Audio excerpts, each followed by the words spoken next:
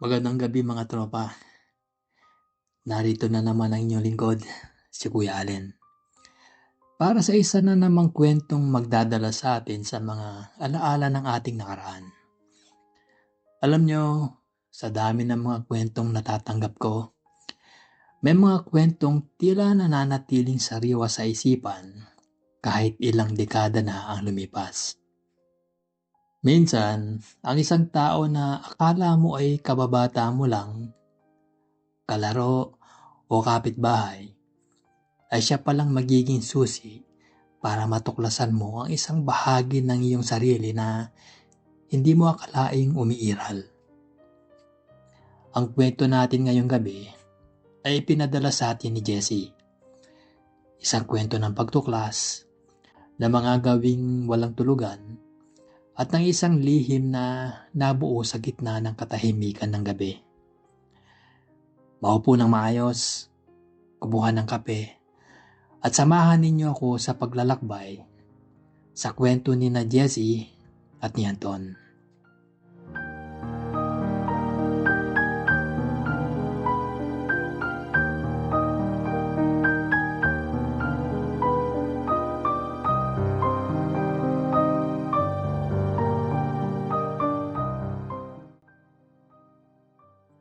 Dear Kuya Allen, nagsimula ang lahat nung mga bata pa kami sa aming barangay.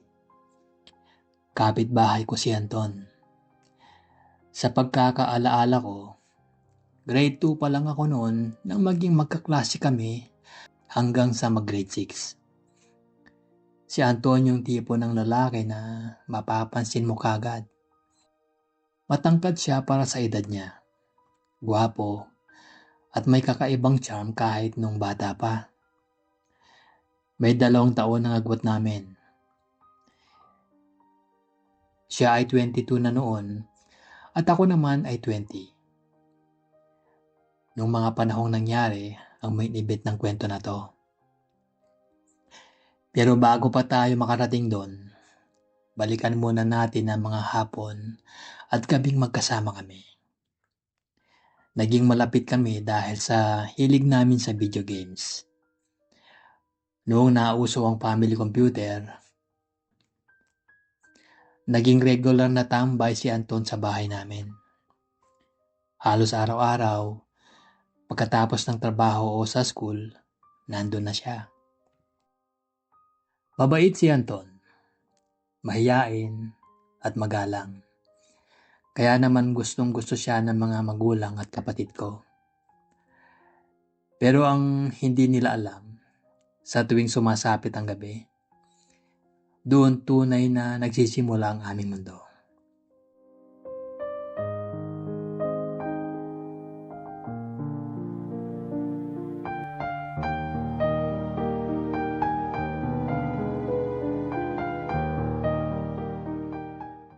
Aminado ako, isa akong nocturnal animal.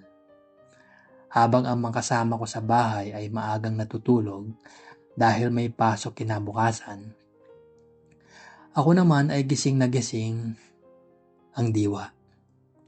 At si Anton, siya ang laging naiiwan para samahan ako.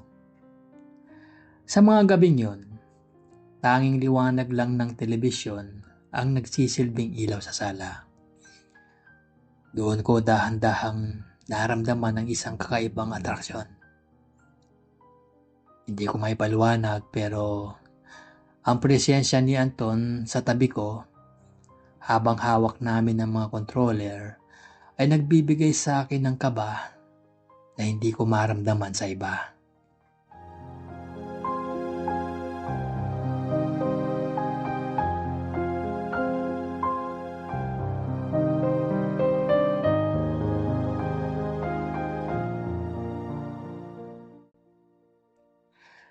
Dumating ang isang pagkakataon na hinding-hindi ko makakalimutan.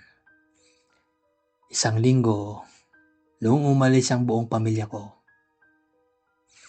Kailangan nilang pumunta sa Bohol dahil may pumanaw kaming kamag-anak. Gustong-gusto ko sanang sumama. Pero kailangang may maiwan para magbantay sa bahay. Jessie, ikaw na muna ang bahala rito. Alam mo naman ang panahon ngayon, baka mapasukan tayo. Ang bili ni Mama. Malungkot ako nung una, pero biglang nagbago ang lahat nang marinig ko ang plano ni Mama. Kinausap ko na ang mama ni Anton. Pumayag siya na doon muna si Anton sa bahay para may kasama ka sa gabi. At least, pwede kayong mag-video games kahit magdamagan pa para hindi ka mabagot, ang sabi ni Mama.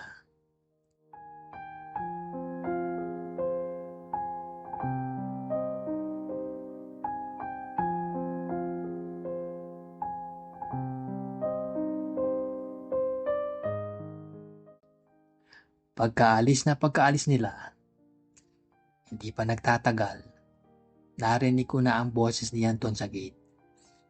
Tao po, Jessie, ang sabi nito. Binuksan ko ang pinto at doon nakita ko siyang bitbit ang kanyang gamit. Sa mga sandaling yon, parang tumigil ang mundo ko. Ang bahay na dati ay puno ng ingay ng pamilya ko. Ngayon ay naging kaming dalawa na lang ang laman nito. Nagsimula ang gabi namin sa tawanan. Nagluto kami ng dinner, nagkwentuhan tungkol sa mga pangarap namin, at siyempre, hindi nawala ang paglalaro. Pero habang lumalalim ang gabi, ang hangin sa loob ng bahay ay tila bumibigat. May tensyong nabubuo na hindi namin mapangalanan.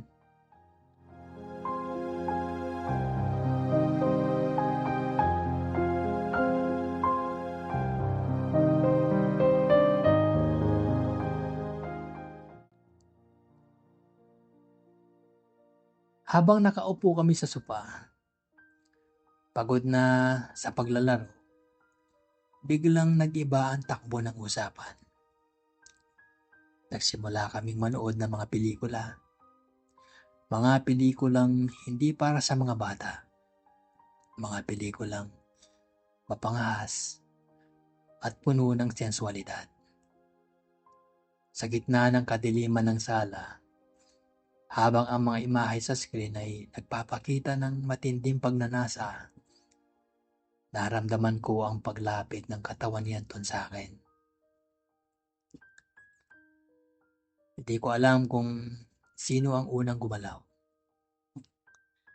Pero ang unang dampi ng balat sa balat ay parang kuryenteng gumapang sa buong katawan ko. Walang salita, tanging mga mabibikit na hininga lang ang naririnig. Sa gabing yon, sa gitna ng sopa na saksi sa aming pagkabata, ay naganap ang isang bagay na babago sa aming pagkakaibigan.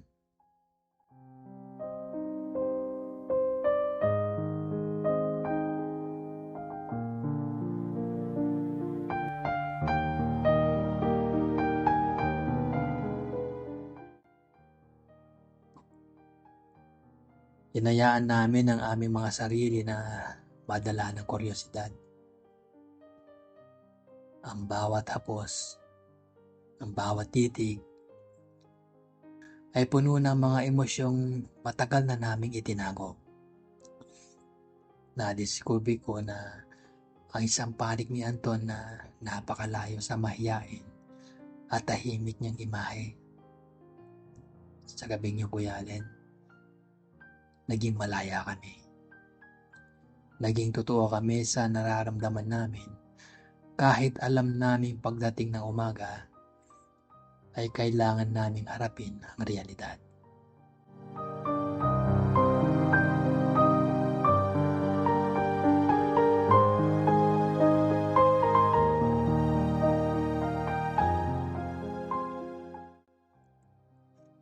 Nang matapos ang gabing yon, binalot kami ng katahimikan.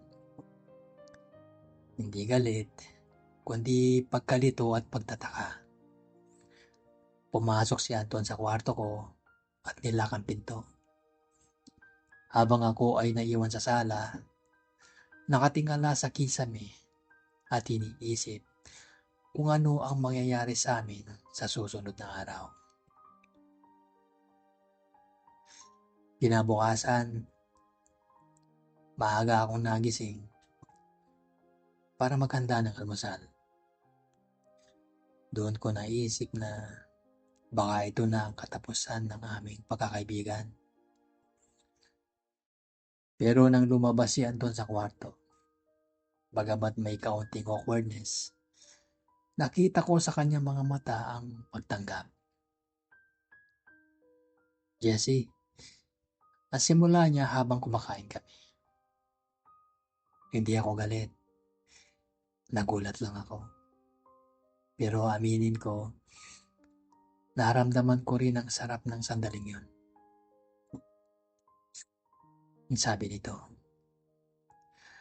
Simula nun, naging mas malalim ang aming samahan. Nagkaroon kami ng lihim na mundo na kaming dalawa lang ang nakakaalam. Maraming beses pa itong naulit. Mga sandaling puno ng init at pagtitiwala sa isa't isa.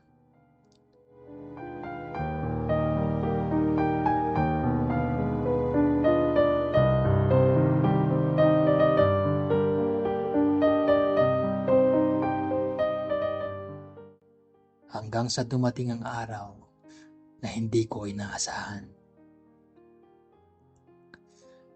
Kailangan lumipat ng pamilya ni Anton sa ibang lugar dahil sa trabaho ng kanyang tatay. Biglaan ang lahat. Noong araw na nag-impake sila, nagkatinginan lang kaming dalawa. Walang mahabang paalam, pero isang mahigpit na yakap. Alam kong nandoon ang lahat ng pagpapasalamat at alaala ng mga gabing pinagsaluhan namin. Lumipas ang mga taon at nawalan na kami ng komunikasyon. Kuya Allen, hindi ko alam kung nasaan na siya ngayon. Kung may pamilya na ba siya o kung naaalala pa rin niya ang mga gabi sa harap ng family computer. Pero para sa akin, si Anton ang naging mahalagang bahagi ng aking paglaki. Siya ang nagturo sa akin na ang pag-ibig at pagnanasa ay hindi laging madaling ipaliwanag. Pero kailanman, hindi ito dapat ikahiya.